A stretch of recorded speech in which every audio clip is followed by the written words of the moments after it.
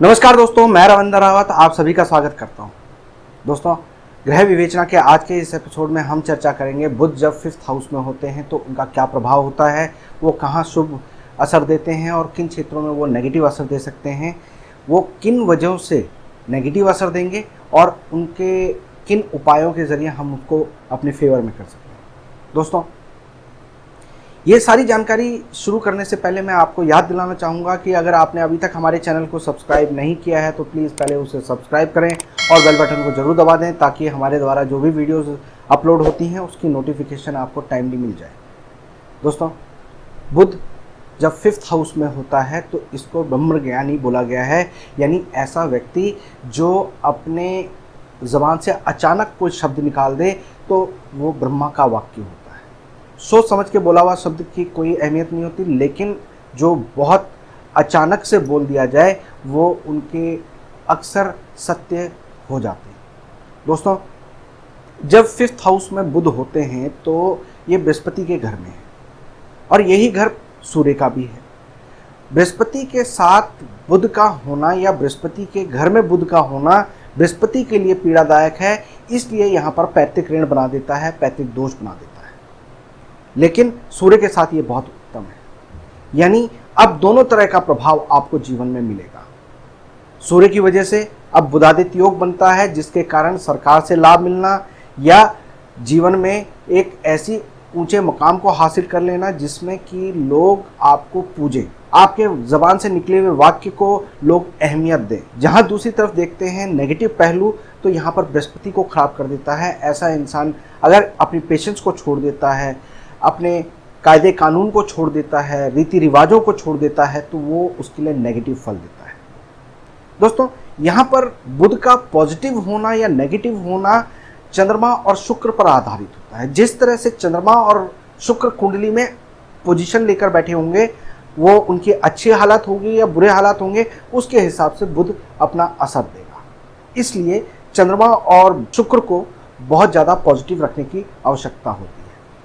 दोस्तों, अगर कुंडली में चंद्रमा किसी पुरुष ग्रह के साथ बैठा हो तो यहाँ पर बहुत ज़्यादा ज़बरदस्त राजयोग दे देता है। आपको जीवन में किसी भी तरह की रुपए पैसे की कमी नहीं होने देता और इज्जत मान समाज में बहुत अच्छा देता है। अगर आपकी कुंडली में किसी भी तरीके से बुध के घर यानी तीसरे घर में, छठे घर में और बुध का कारक जहाँ पर बुध बहुत उत्तम होते हैं यानी 7वें घर में अगर किसी भी तरीके से मंगल या केतु बैठ जाएं तो बुध यहाँ पर बहुत ज़्यादा नेगेटिव फल दे देता है, कारावास तक दे देता है, यानी आपको जेल की यात्रा भी करनी पड़ जाती है। दोस्तों, बुध की यहाँ पर नेगेटिव की निशानी ये होती है कि आपको जीवन में एक बार किसी कानूनी अड़चन के चक्रव्यूह में आप फंस जाते हैं, आपके ऊपर लांछन लग जाता है, आपके ऊपर एलिगेशन लग जाता है, यहाँ तक कि अरेस्ट होने के नौबत आ जाती है और वो भी दूसरे की इन्वॉल्वमेंट, दूसरे के काम में या दूसरी किसी की गारंटी के कारण आपके साथ ऐसा होता है।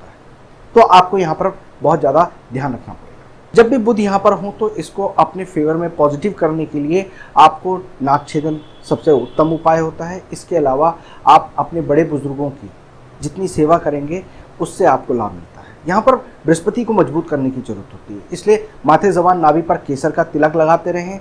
आप अपने सर को ढक के रखते हैं तो इससे आपके बृहस्पति मजबूत होते हैं और आपके बुध का जो नेगेटिव फल है वो कंट्रोल में रहता है।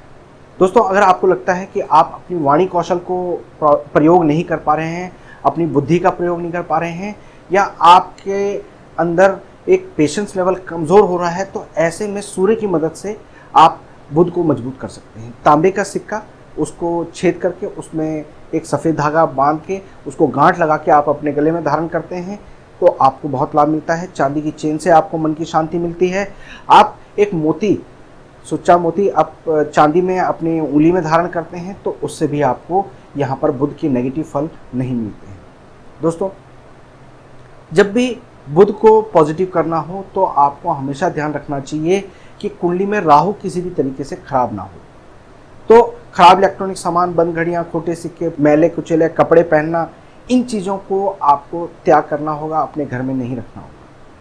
अगर आप अपने घर में जूठे बर्तन रखते हैं, रात को जूठे बर्तन छोड़कर सोते हैं तो उससे भी आपके बुध खराब होते हैं। घर की जो सीढ़ियाँ हैं वो टूटी हुई ना हो, इस चीज़ का आप खास तौर पर ख्याल रखते हैं तो आपके बुध कभी भी नेगेटिव असर नहीं देते हैं। तो दोस्तों उम्मीद करता हूँ कि आपको बुध 5वें घर के पॉजिटिव और नेगेटिव होने के रिजल्ट्स पता चले होंगे। आपको किसी भी तरह का कोई सवाल डाउट हो तो आप हमें कमेंट बॉक्स में लिख सकते हैं। अगर आपको ये वीडियो पसंद आती है तो इसको ज़्यादा से ज़्यादा लाइक और शेयर करें। फिलहाल मैं अपनी वाणी को विराम देने की इजाज़त चाहूँगा। नमस्कार।